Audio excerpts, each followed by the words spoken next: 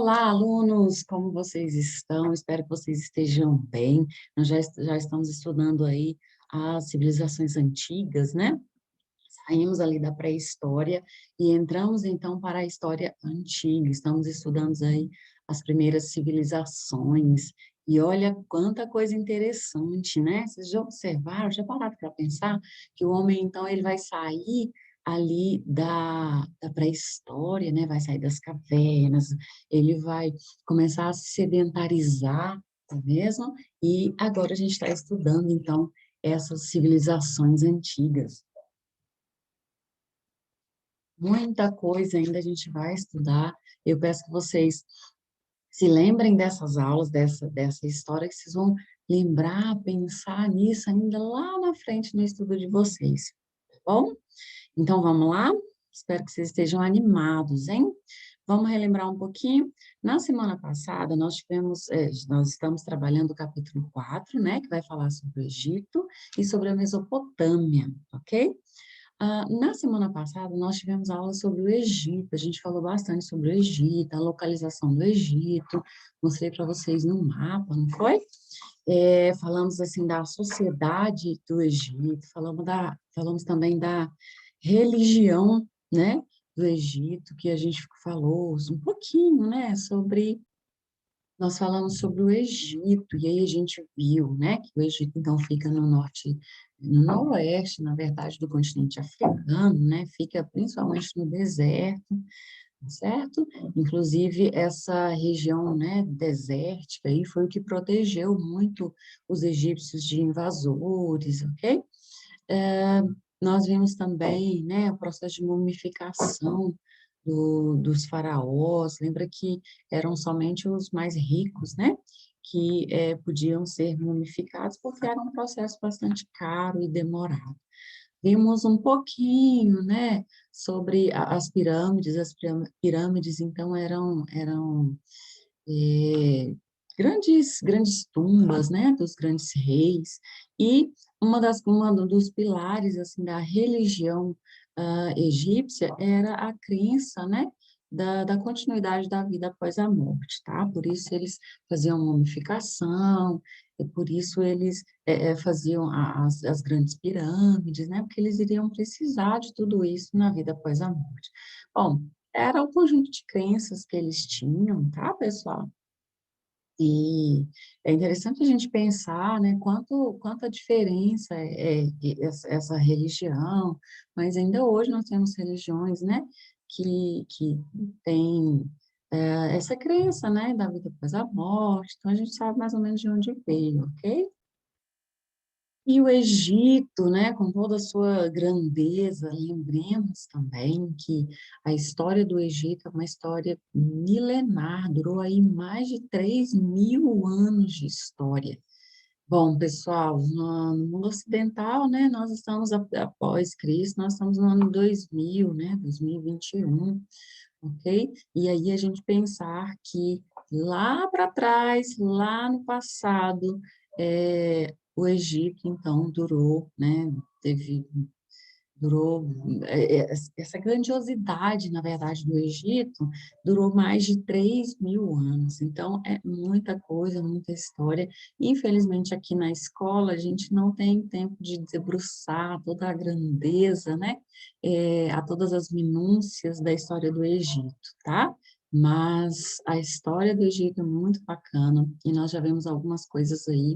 E hoje, vamos entrar aí na aula 16, né? Semana 12, aula 16. Olha aí, nós já estamos avançando, né? Está próximo, então, da gente terminar o primeiro trimestre, né? E começar as provas AES, e partirmos, então, para o segundo trimestre com muito mais coisas para a gente descobrir. Espero que vocês estejam aí acompanhando, tá bom? Dúvidas, qualquer dúvida, tá bom? Pode falar comigo, então, pelo fórum, lá na nossa página no AF, tá joia? Fico esperando vocês lá, eu gosto que vocês falem comigo, pode falar somente um oi, professora, tudo bem? Eu gosto, tá bom? Então, hoje, na aula 16, pessoal, nós vamos falar sobre a Mesopotâmia. ok? O que que é a Mesopotâmia, né? Mesopotâmia, essa palavra foi dada pelos gregos mais tarde, né? Essa palavra, ela significa entre rios, tá bom? Essa palavra significa, então, entre rios. É, e é um local ali também próximo a essa região, né? Fica ali próxima ao Egito também, tá certo? E assim como no Egito, né, tem algumas similaridades, né, em relação ao Egito, que vai nos mostrar aí essa grandeza também dessa região. A Mesopotâmia, ela não chega a ser uma civilização ou um reino, ou um império. Mesopotâmia é um local, né, uma região. Olha o que eu tirei aqui para vocês aqui de um livro que eu estou lendo. Olha só. O Egito e a Mesopotâmia sobressaem em algumas similaridades, ou seja, as duas são civilizações antigas, tá bom? As duas estão ali perto de rios, porque mesmo perto de rios, vocês lembram, né? As duas estão ali perto de rios, porque é necessário, né? A água, o homem, então, ele se sedentariza, tá certo? E aí ele começa, então, a fazer a agricultura, ou seja, produzir o seu próprio alimento, e com isso ele não tem mais a necessidade de partir, né? A necessidade de ir para outros locais buscar seu alimento, porque ele já consegue produzir o seu próprio alimento. E nós vimos que isso é uma grande revolução na vida do ser humano, na vida do homem, né? Que a partir daí, o homem se sedentariza, então, e ele pode construir casas, ele começa, né, construir casas, tribos, e isso foi crescendo bastante, ele construiu cidades monumentais. Aí, olha só, o Egito e a Mesopotâmia, então, elas têm algumas similaridades, eles têm algumas coisas que se parecem, né? Comuns às duas regiões, como a aridez do clima, ou seja, então, o clima naquela região, apesar desses rios, que é importantíssimo para a agricultura, é também de uma aridez, porque ficava ali, de fato, no deserto, né? E a fertilidade favorecida pelos rios, então, o Egito com o rio Nilo, e essa localidade, que é a Mesopotâmia, ficava ali entre os rios Tigres e Eufrates, ok? Ó, por outro lado, o acesso à Mesopotâmia por povos nômades era mais fácil que ao Vale do Nilo. Então, é, era mais fácil povos invasores, né, povos nômades, porque lembra que nós fizemos uma atividade, os povos nômades, esse jeito de viver não acabou totalmente, né? Alguns homens migraram, ficaram sedentários, construíram cidades, mas outros homens, eles continuaram, então, sendo nômades. E na Mesopotâmia, o acesso, né, a essa região era bem mais simples do que ao Egito, do que o acesso ao Egito. Olha só, é, de certa forma, a imensidão do deserto que envolve o Egito serviu de proteção natural contra os invasores. Olha só, na Mesopotâmia, as invasões foram constantes e sucessivas, imprimindo uma marca diferenciada de seu desenvolvimento ao longo da antiguidade.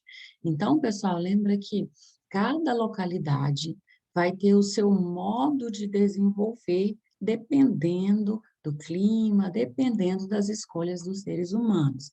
Então, sempre que a gente fala ali da Mesopotâmia, a gente vai lembrar, vai traçar junto com o Egito essas similaridades, essas diferenças, é, essas questões. A gente vai sempre traçar essas duas coisas juntos. Por quê? Porque elas são, né, ali, elas são são civilizações ali da antiguidade. Então, a gente sai da pré-história, a gente entende como o homem, então, se organizou no período da pré-história. Lembra que foi o período maior, né, que a gente tem, né, que os estudiosos colocaram a divisão da história é a pré-história, onde o homem, então, desde o Australopithecus até o Homo sapiens, ele vai vai evoluindo, né? E a gente sabe que nós vimos também, nós aprendemos que a evolução, ela não é visível, né? Então, ou seja, leva milhares de anos, ok? Então, e um desses um povo, né, que vai florescer, então, nessa região chamada Mesopotâmia, é a Babilônia. Olha só, Hammurabi, deixa eu só voltar aqui, pronto. Hammurabi foi um dos reis da primeira dinastia babilônica, que assumiu o trono em 1792 a.C. Pessoal, então a Babilônia, vocês podem estar me acompanhando aí no livro, tá? A Babilônia é um reino, né? Um povo que vai se sobressair, então, nessa região chamada Mesopotâmia, ok? E um desses reis, né, da primeira dinastia, é a chamada, esse rei Hammurabi, ele, então, muito antes de Cristo, né, pessoal? A Babilônia, então, ficava na Mesopotâmia. Mesopotâmia, a palavra em si, né? Que os gregos que deram essa palavra, né? Que significa terra entre rios, que compreendia os vales da planície irrigada pelos rios Tigres e Eufrates, onde hoje é o território do Iraque, tá bom? E terras próximas ali. Então, esses rios, como nós já vimos, eles são importantes, então, para a agricultura, tá bom? Havia na Mesopotâmia povos independentes. Esses povos independentes, a gente pode falar que eles são sumerianos, acadianos, que vão formar, então, esses reinos ali.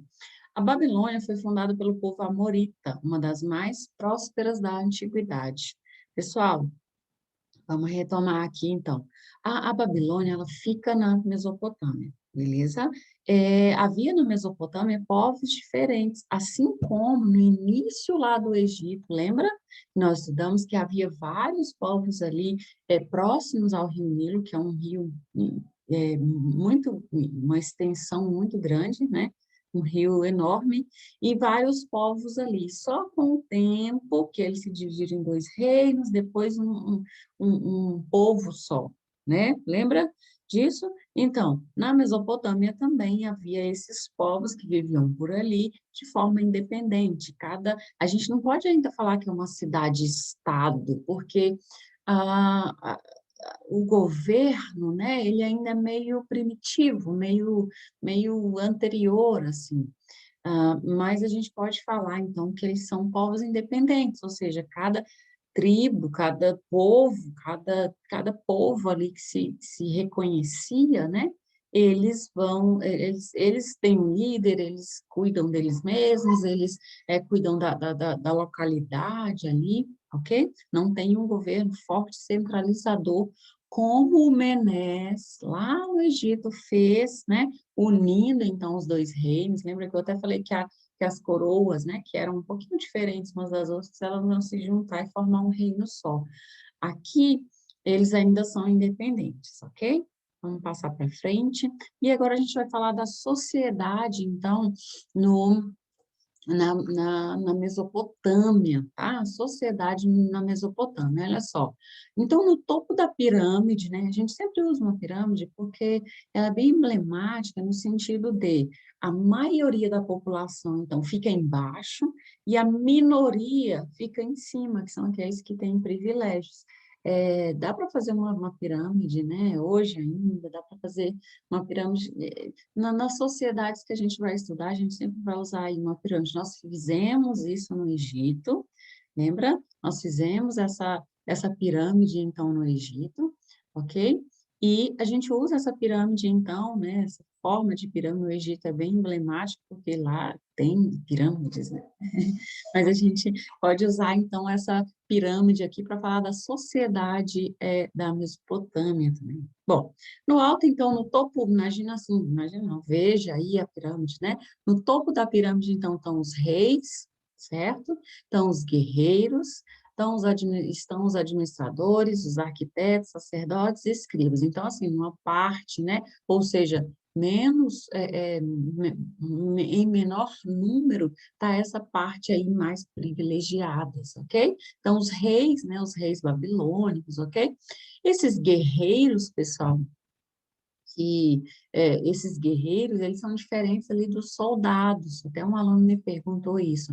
Porque esses guerreiros, né, que o livro traz aí, esses guerreiros, na verdade são aqueles de alto escalão ali, né? São os guerreiros que vieram daquele povo dos nobres, né? Eles ali que se tornaram, então, esses guerreiros. Por isso eles ficam ali no topo, é, é, é, fica ali no topo da pirâmide e eles têm bastante privilégios, né? Ficam perto dos reis ali, porque é eles quem vai comandar, né, os soldados e tal. Bom, pessoal, acabou de ter fogos de artifício aqui, vamos continuar. Então, e aí os administradores, né, porque é necessário administradores para administrar a cidade, receber os impostos e administrar a cidade, né?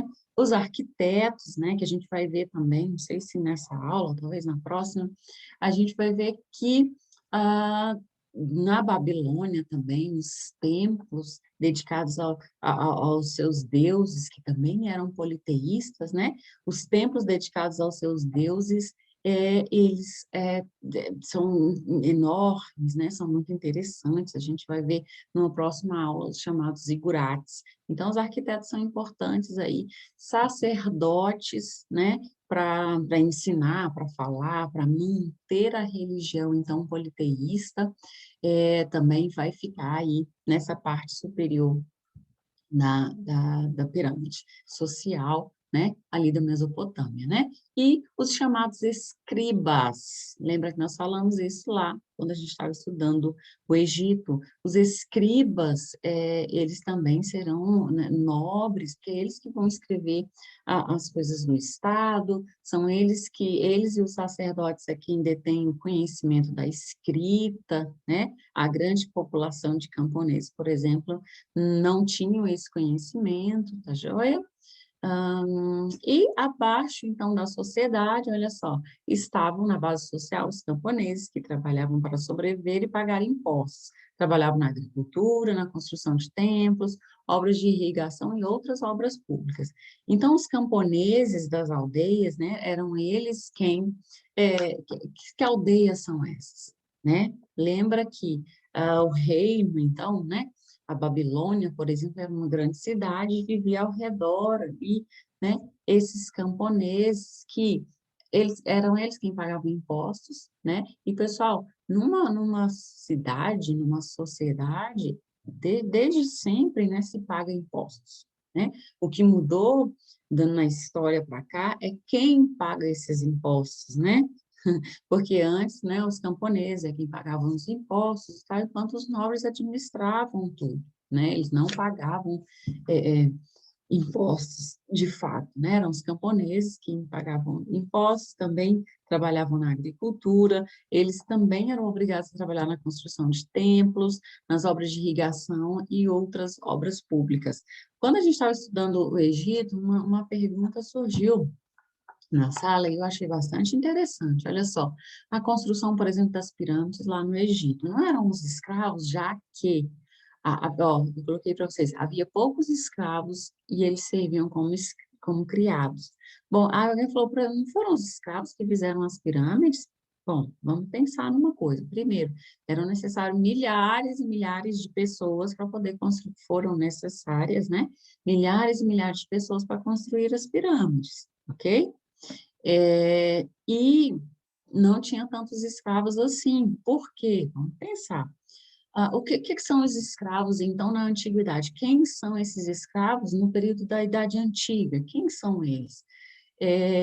Até o surgimento ali de Maomé, né, do espírito guerreiro, do espírito expansionista do islamismo, a escravidão, até esse momento, escravo era quem era prisioneiro de guerra, Então, e todos esses povos, inclusive o Egito, inclusive os reis babilônicos, né, os assírios e outras cidades que vão surgir ali na Babilônia, todos esses, eles são também expansionistas, certo? Eles são também expansionistas. E para ser expansionista, eles precisam ser guerreiros também, né? Então, vamos pensar.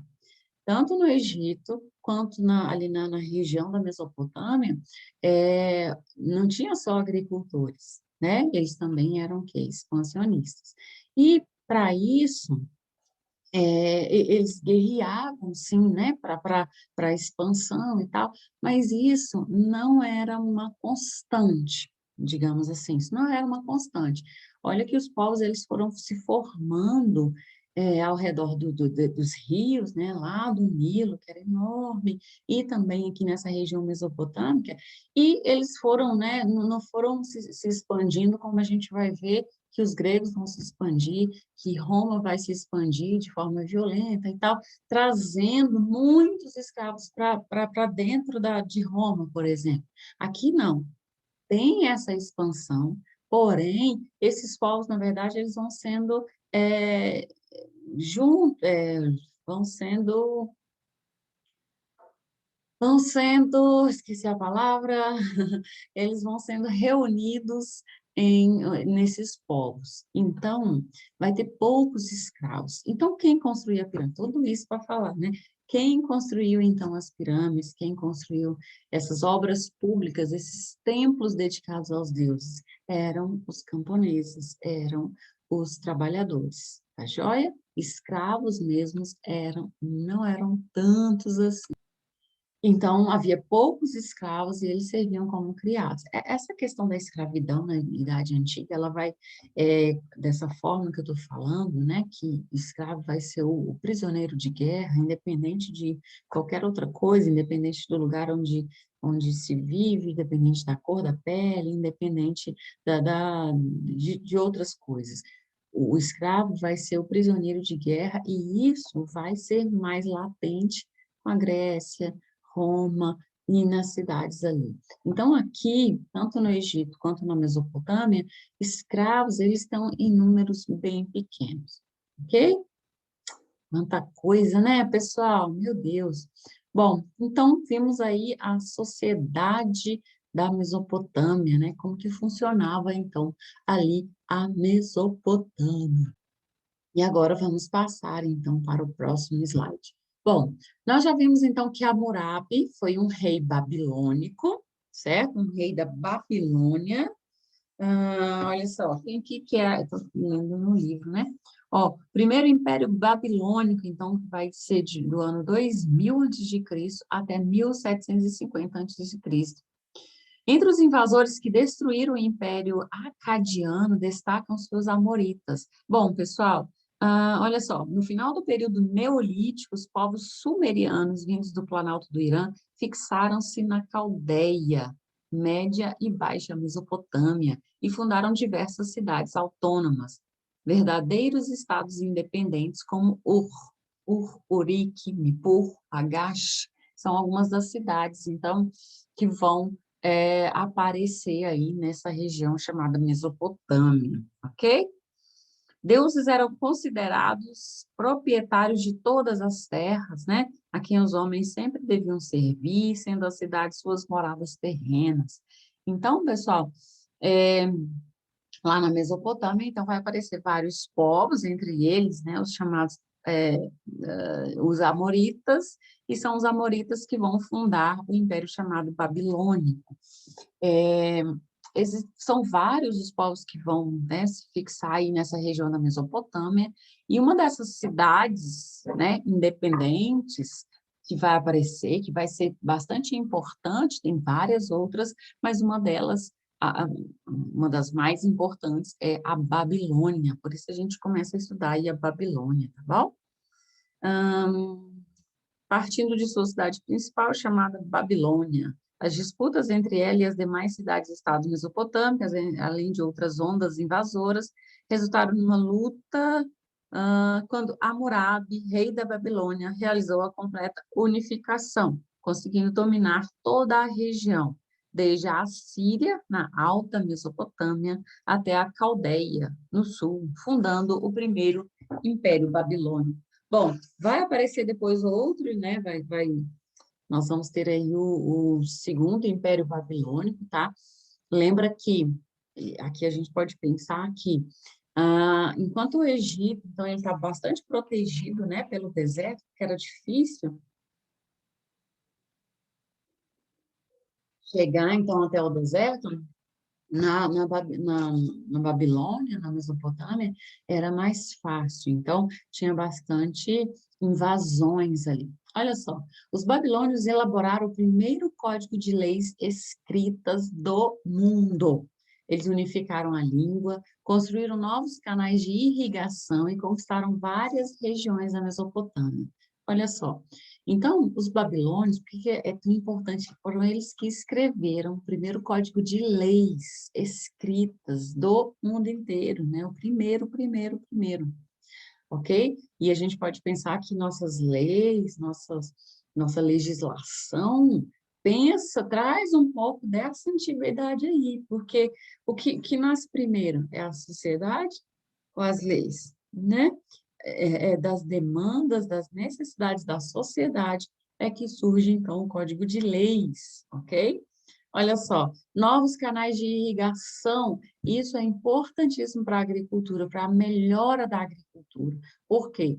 Porque a agricultura, os homens, a Babilônia, eles não ficam reféns ali somente da ação da natureza, né, das enchentes, dos rios, para poder plantar esses canais de irrigação, então, foram, né, uma conquista para esses povos para poder desenvolver, a partir do momento que eles não ficavam, então, dependentes somente das intempéries da natureza, ok? Esses canais de irrigação permitiam que, nos períodos de mais seca, eles continuassem, né, podendo produzir, assim como é, dar água da chuva também para a agricultura. Olha só, o Código de Leis, né, tratou de vários assuntos e fez leis para regular o funcionamento da sociedade babilônica. Então, pessoal, a gente pode entender que a sociedade babilônica, então, ela vai crescer, né, por causa até dos canais de irrigação, porque a partir do momento que a agricultura melhora, a população também aumenta, porque as pessoas vão se alimentar melhor e vão ficar menos doentes também. Olha aí. E aí, pessoal, é, eu coloquei esse textinho aqui para vocês, ó. O Código de Hammurabi foi o primeiro código de leis da história e vigorou na Mesopotâmia, quando Hammurabi governou o primeiro Império Babilônico entre 1792 e 1750 a.C. Esse código se baseava na lei do talião, que punia um criminoso de forma semelhante ao crime cometido, ou seja, olho por olho, dente por dente. O Código de Hammurabi era constituído por 281 preceitos gravados em uma pedra negra e cilíndrica de diorito. Atualmente, essa pedra está exposta na França. Olha aqui essa pedra, né? Estou bem em cima aí, mas essa pedra aí está bem onde está escrito o Código de Hammurabi. Bom, deixa eu ler uma partezinha aqui no livro para a gente conversar também. O Código de Hammurabi apresenta uma diversidade de procedimentos jurídicos e determinação de penas para uma vasta gama de crimes, partindo, a maior parte delas, do princípio olho por olho, dente por dente. O Código de Hammurabi decorria da lei de Talião, que preconizava que as punições fossem idênticas ao delito cometido. Bom, pessoal, pelo menos isso nós já evoluímos, né? De lá para cá.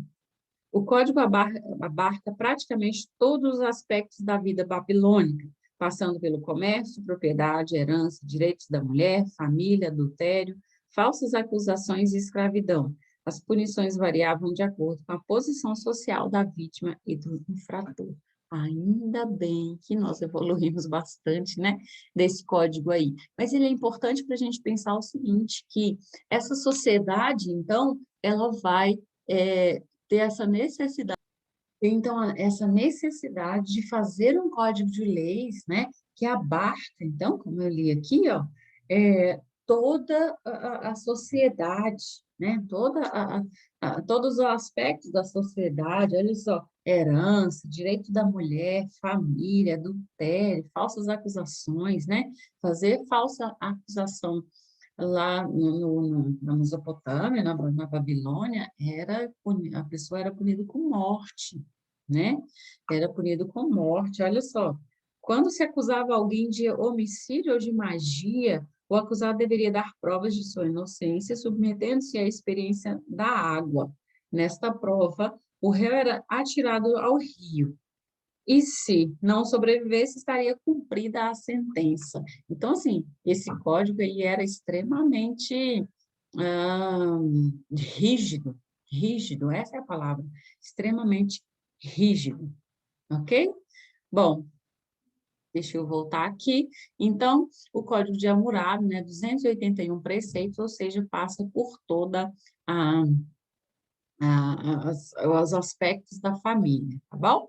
E aí vai haver, deixa eu ver aqui, pronto, vai haver, então, outros impérios na Mesopotâmia, outros impérios mesopotâmicos, ou seja, nós teremos, então, a Babilônia, né? Deixa eu ver se eu tenho aqui um pouco mais sobre o segundo império babilônico, né? Então, por causa, né, de brigas e tal, vai acabar o Império Babilônico, depois vai começar o outro Império Babilônico.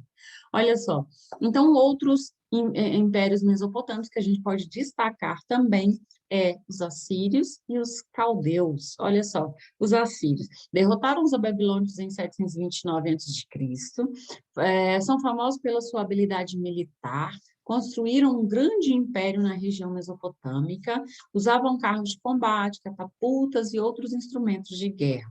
Conquistaram a Mesopotâmia toda e também hebreus e egípcios. Os povos hebreus vai ser o próximo povo que nós vamos estudar também, que eles são importantes, porque eles são os primeiros povos monoteístas da história, mas a gente vai estudar depois, tá?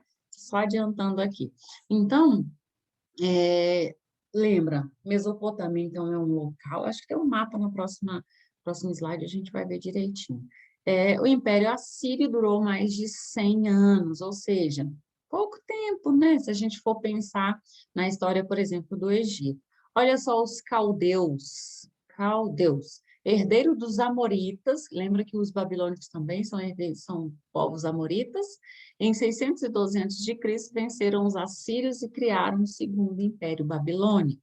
Então, olha só, o primeiro Império Babilônico são povos, então, descendentes, né, sei lá, descendentes, digamos assim, dos povos amoritas, eles criam o primeiro Império Babilônico. Hammurabi é um rei muito importante, o primeiro da dinastia, né, que ele inicia lá a dinastia, e aqui, ó, os assírios, então, a conquista, né, tira eles lá, depois os caldeus, que são herdeiros dos amoritas, assim como os babilônios, vai fundar o chamado Segundo Império Babilônico. Eles vão conquistar a Palestina e conquistaram a Palestina e aprisionaram os hebreus, levando-os para a Babilônia em 587 a.C. Nós vamos ver a história dos hebreus com a Palestina no próximo capítulo, tá bom? Eita, muita coisa, né? Próximo capítulo significa depois destas aulas, dessa semana, a semana que vem. Em 539 a.C., os persas dominaram os babilônios. Onde estão os persas também? Meu Deus, quanta coisa! E fundaram o mais poderoso império oriental da antiguidade, o Império Persa. Nós vamos ver que os persas, então, fica, né, todos esses povos, então, vão ficar aí na região, então, da Mesopotâmia. Ok, pessoal? Olha aí, muito legal, né? Bom, vamos ver, ainda não acabou, né? Vamos ver aqui mais esse mapa. Bom, estamos vendo aí, então, impérios mesopotâmicos, né? Domínio da civilização suméria, tá aí esse amarelo mais amarelinho aí, né?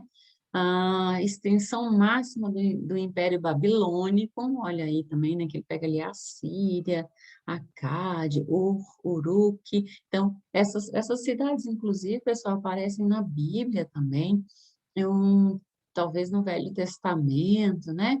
E toda essa parte rosinha aí, ó, a extensão máxima do Império Acádio, e verdinho, a extensão máxima do Império Assírio. Então, pessoal, essa história aí, né, da Mesopotâmia, que é uma região, que é essa localidade aí, tá bom? Se vocês verem aí no mapa, acho que eu posso riscar aqui para vocês, que eu adoro riscar mesmo, né? Cadê? Aqui. Aqui, ó, aqui o Egito, vocês estão vendo? Aqui o Egito, né? Ó, aqui o rio, o Nilo, nossa, ficou lindo meu rio Nilo. Rio Nilo, certo? Vou tirar isso daqui que não deu certo, meus desenhos. Olha só, então, aqui, essa é a região, então, dos povos mesopotâmicos, ok? Temos aí a Babilônia, né? Se vocês olharem aí bastante direitinho, tem aí a Babilônia, o Império Assírio, né? E eles vão conquistar um ao outro, tá certo? E muita coisa aprendemos aí. Nós ainda temos mais aulas. Encontro vocês na próxima aula. Assistam esta aula, dá pausa se for preciso, faz suas anotações, ok? E as dúvidas também, anota aí rapidinho, depois que você terminar de ver o vídeo, vai lá na nossa página no AVA e pergunta para mim, tá bom? Eu gosto quando vocês fazem perguntas para mim. Pessoal, um grande abraço, até a nossa próxima aula, que vai ser em breve, não é? Até a próxima aula, então, com mais Mesopotâmia, para a gente aprender muito mais aí, tá bom? Um abraço, até a próxima.